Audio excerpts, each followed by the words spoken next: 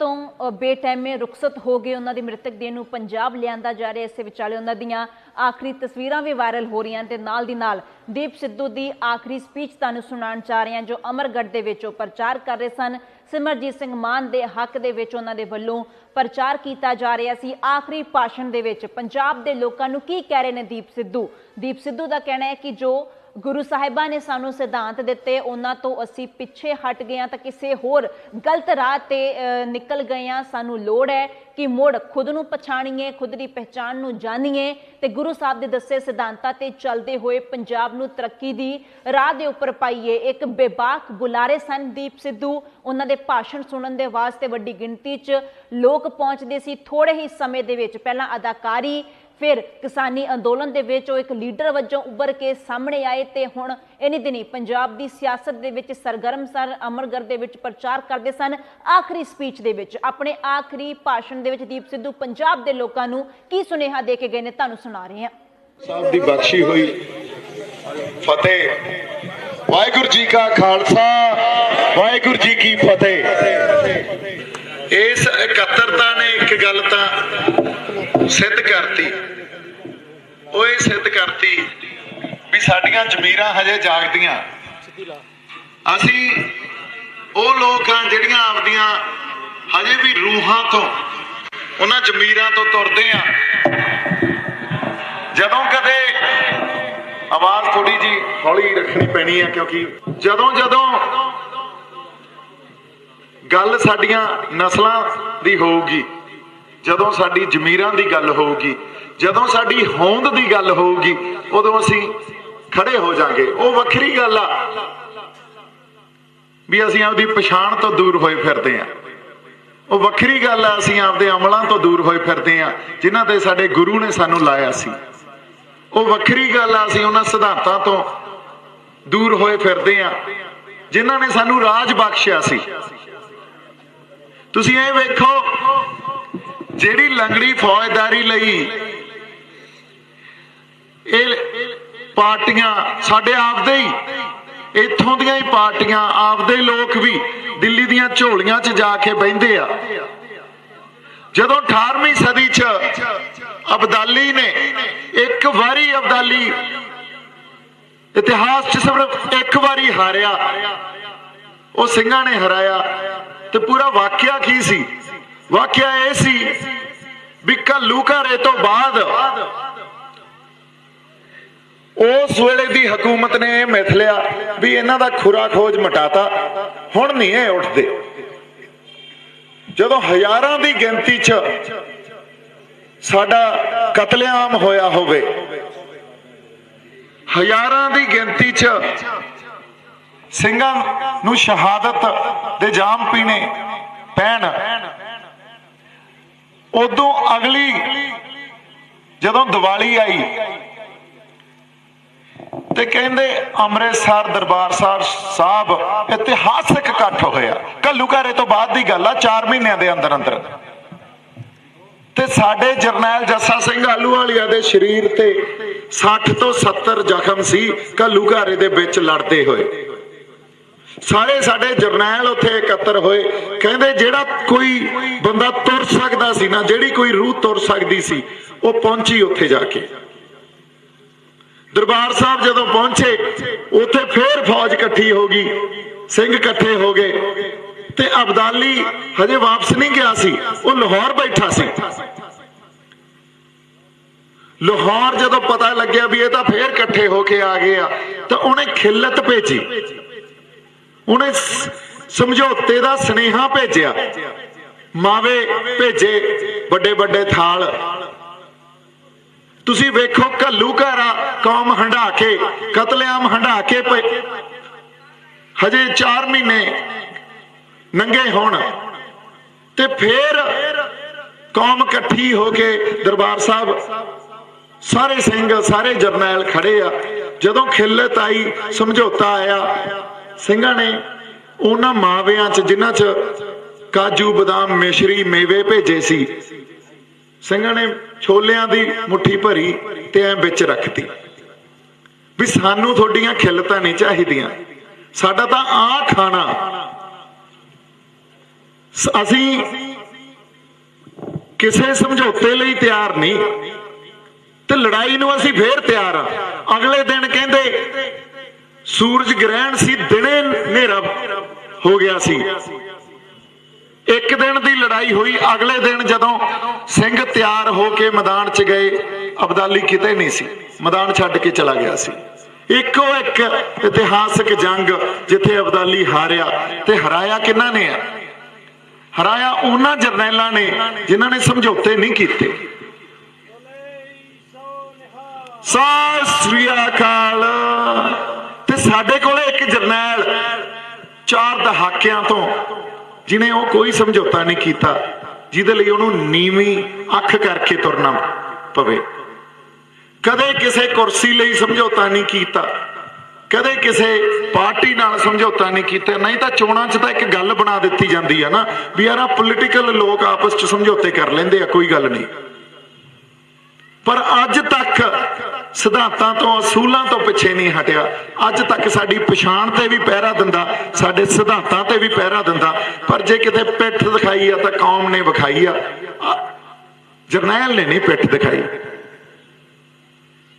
ਸੋ ਇਸ ਜਰਨੈਲ ਨੂੰ, ਇਹ ਸਾਡੇ ਲਈ ਮਾਣ ਵਾਲੀ ਗੱਲ ਆ ਵੀ ਅਸੀਂ ਚਲੋ ਆ ਚੋਣਾਂ ਕਿਸਾਨੀ ਸੰਘਰਸ਼ ਦੇ ਵਿੱਚ ਦੀ ਲੰਘ ਕੇ ਪਹੁੰਚੀਆਂ ਤੇ ਅਸੀਂ ਮਾੜੇ ਮੋਟੇ ਜਾਗ ਗਏ ਆ। ਜਬੇ ਬਾਣ ਲੱਗ ਗਿਓ ਤਬੇ ਰੋਸ ਜਾਗਿਓ। ਗੁਰੂ ਸਾਹਿਬ ਨੇ ਇਹ ਜੇ ਬਚਨ ਕੀਤੇ ਸੀ, ਉਹ ਗੱਲ ਵੀ ਪੱਕੀ ਸੀ।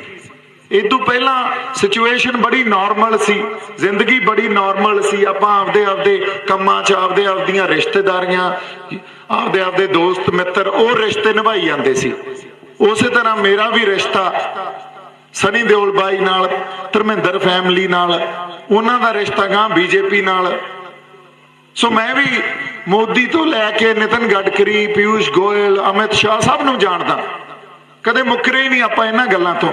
ਪਰ ਜਦੋਂ ਭੀੜ ਪਈ, ਜਬੇ ਬਾਣ ਲੱਗ ਗਿਓ ਤਬੇ ਰੋਸ ਜਾਗਿਓ ਦੇ ਬਚਨ, ਫਿਰ ਉਹੀ ਗੱਲ ਆ ਨਾ, ਰੋਸ ਕਿਹੜਾ ਇਤਿਹਾਸ ਦਾ ਉਹ ਪੜਾ ਜਿਹੜਾ ਤੁਹਾਡੇ ਅੰਦਰ ਜ਼ਮੀਰ ਜਗਾ ਜਾਂਦਾ, ਰੋਸ ਜਗਾ ਜਾਂਦਾ। ਕਿਉਂਕਿ ਸਿਚੁਏਸ਼ਨ ਹਮੇਸ਼ਾ ਨਾਰਮਲ ਨਹੀਂ ਰਹਿੰਦੀ ਹੁੰਦੀ। ਕਈ ਵਾਰੀ ਇਤਿਹਾਸ ਦੇ ਉਹ ਪੜਾਅ ਚੋਂ ਸਮਾਂ ਲੰਘ ਰਿਹਾ ਹੁੰਦਾ ਜਿੱਥੇ ਸਾਲਾਂ ਬੱਧੀ ਇਤਿਹਾਸ ਉੱਥੇ ਹੀ ਖੜਾ, ਹਿਲਦਾ ਹੀ ਨਹੀਂ। ਤੇ ਕਈ ਵਾਰੀ ਸਾਲਾਂ ਬੱਧੀ ਦਾ ਸਫ਼ਰ ਇਤਿਹਾਸ ਦਹਾਕਿਆਂ ਦਾ ਸਫ਼ਰ ਸਾਲ 'ਚ ਕਰ ਜਾਂਦਾ।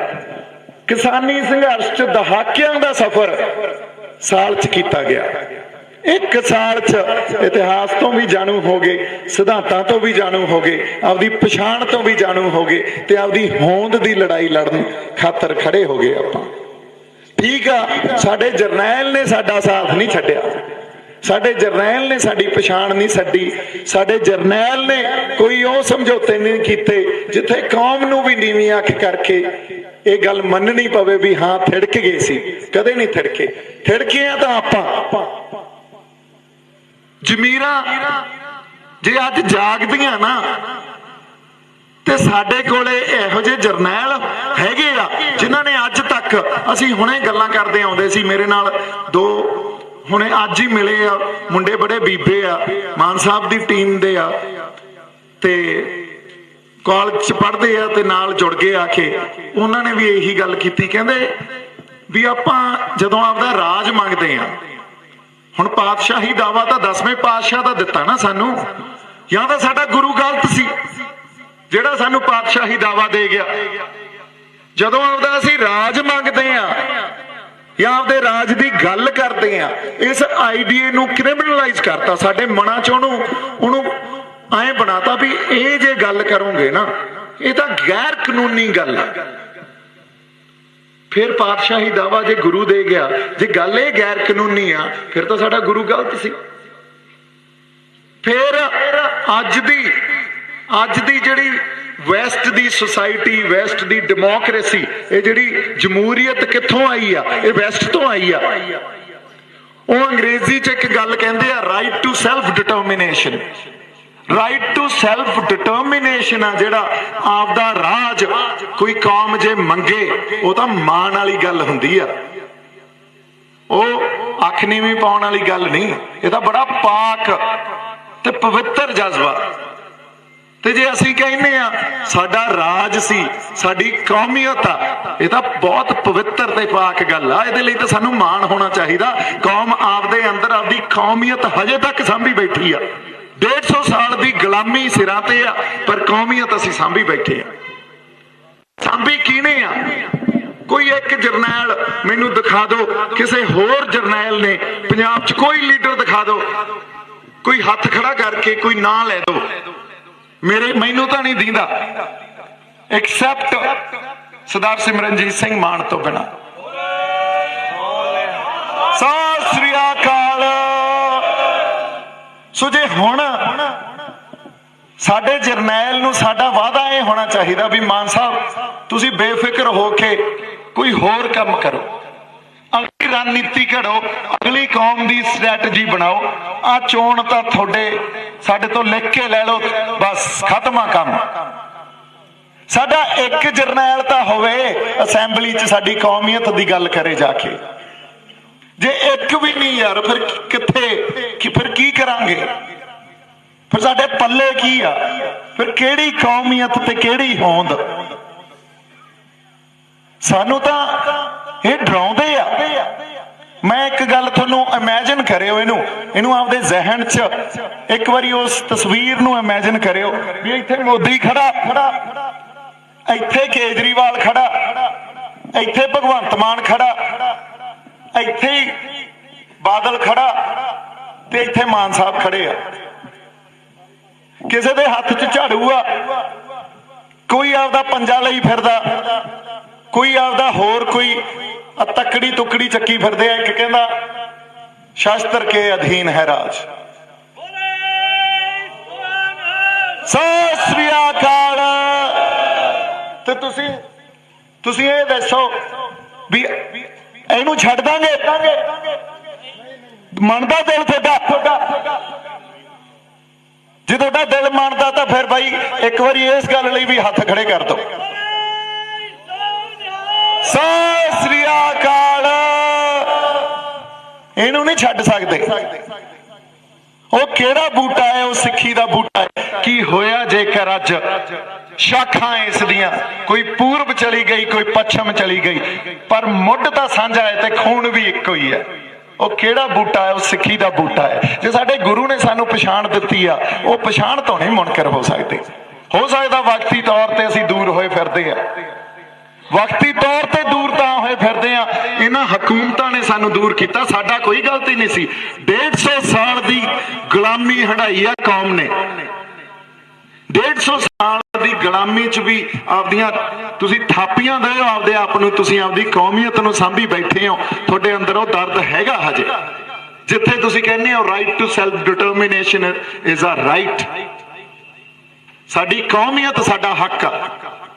ਅਸੀਂ ਕਿਸੇ ਨੂੰ ਕਦੇ ਮੰਦਾ, ਕਿਸੇ ਦਾ ਨਰਾਦਰ ਨਹੀਂ ਕਰਦੇ, ਕਿਸੇ ਨੂੰ ਮੰਦਾ ਨਹੀਂ ਬੋਲਦੇ, ਕਿਉਂਕਿ ਸਾਡੇ ਗੁਰੂ ਨੇ ਸਾਨੂੰ ਸਿਖਾਇਆ ਤੁਮਕੋ ਤੁਮਾਰਾ ਖੂਬ, ਹਮਕੋ ਹਮਾਰਾ ਖੂਬ। ਪਰ ਅਸੀਂ ਆਪਦਾ ਤਾਂ ਨਹੀਂ ਛੱਡ ਸਕਦੇ ਨਾ, ਆਪਦੀ ਹੋਂਦ ਦੀ ਲੜਾਈ ਤੋਂ ਤਾਂ ਨਹੀਂ ਮੁਨਕਰ ਹੋ ਸਕਦੇ। ਸੋ ਜਿਹੜੇ ਅੱਜ ਤੁਹਾਡੇ ਹੱਥਾਂ 'ਚ ਝਾੜੂ ਫੜਾਉਣਗੇ, ਉਹ ਝਾੜੂ ਤਾਂ ਫੜਾਉਣਗੇ ਕਿਉਂਕਿ ਕੱਲ ਨੂੰ ਤੁਹਾਡੇ ਹੱਕ ਖਾਉਣਗੇ ਤੇ ਤੁਸੀਂ ਮੁੜ ਕੇ ਆਪਦੀ ਸਵੈ ਰੱਖਿਆ ਕਰਨ ਜੋਗੇ ਵੀ ਨਹੀਂ ਰਹਿਣਾ। ਐਵੇਂ ਹੀ ਗੁਰੂ ਨੇ ਥੋੜੀ ਕਿਹਾ ਸੀ ਤੁਹਾਡੀ ਸਰੀਰ ਦਾ ਅੰਗ ਆ ਇਹ। ਦੇਖੋ ਜਿੰਨੇ ਜੰਗ ਦੇ ਮੈਦਾਨ 'ਚ ਅਸੀਂ ਤਕੜੇ ਆ, ਉਨੇ ਹੀ ਅਸੀਂ ਟੇਬਲ ਤੇ ਤਕੜੇ ਆ। ਜੇ ਅਸੀਂ ਜੰਗ ਦੇ ਮੈਦਾਨ 'ਚ ਤਕੜੇ ਨਹੀਂ ਨਾ, ਸਾਨੂੰ ਟੇਬਲ ਤੇ ਕਿਸੇ ਨੇ ਨਹੀਂ ਪਾਉਣਾ। ਸਾਡੇ ਨਾਲ ਬੈਠਣਗੇ ਤਾਂ ਹੀ, ਕਿਉਂਕਿ ਸਾਡਾ ਦਬਦਬਾ ਚੱਲਦਾ ਹੋਵੇ। ਤੇ ਇਹ ਤੋਂ ਬਿਨਾਂ ਦਬਦਬਾ ਨਹੀਂ ਬਣਦਾ। ਝਾੜੂ ਚੱਕੀ ਫਿਰੋ, ਛਿੱਤਰ ਖਾਣੇ ਆ ਤਾਂ ਚੱਕੀ ਫਿਰੋ। ਸੋ ਦਬਦਬਾ ਤਾਂ ਉਹਨਾਂ ਸਿਧਾਂਤਾਂ ਤੇ ਖੜ ਕੇ ਹੀ ਆਊਗਾ।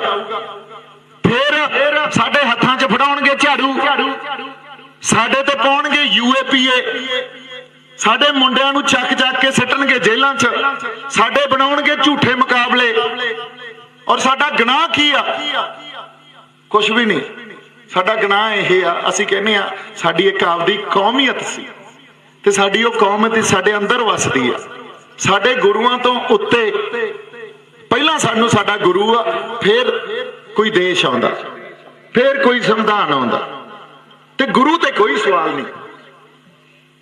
ਸੋ ਇਸ ਕਰਕੇ ਸਾਡਾ ਹਿੰਦੂ ਉਹ ਵੀ ਅਣਖੀ ਆ, ਸਾਡਾ ਮੁਸਲਮਾਨ ਵੀ ਅਣਖੀ ਆ, ਤੇ ਸਾਡਾ ਸਿੱਖ ਵੀ ਅਣਖੀ ਆ। ਸਾਡੇ ਇੱਥੇ ਪਹਿਲੇ ਜਾਮੇ ਤੋਂ ਲੈ ਕੇ ਸ਼੍ਰੀ ਗੁਰੂ ਨਾਨਕ ਸਾਹਿਬ ਤੋਂ ਲੈ ਕੇ 10 ਜਾਮਿਆਂ ਤੱਕ ਜੋ ਇਨਕਲਾਬ ਆਇਆ ਨਾ, ਉਹ ਇਸ ਹਿੰਦੁਸਤਾਨ ਦੀ ਧਰਤੀ ਤੇ ਕਿਤੇ ਨਹੀਂ ਆਇਆ। ਇਨਕਲਾਬ ਜਿਹੜਾ ਆਇਆ ਉਹ ਤਾਂ ਆਇਆ ਹੀ ਇਸ ਧਰਤੀ ਤੇ ਆ, ਤਾਂ ਹੀ ਤਾਂ ਇਸ ਧਰਤੀ ਨੂੰ ਗੁਰੂਆਂ ਦੀ ਪੀਰਾਂ ਦੀ ਧਰਤੀ ਕਹਿੰਦੇ ਆ।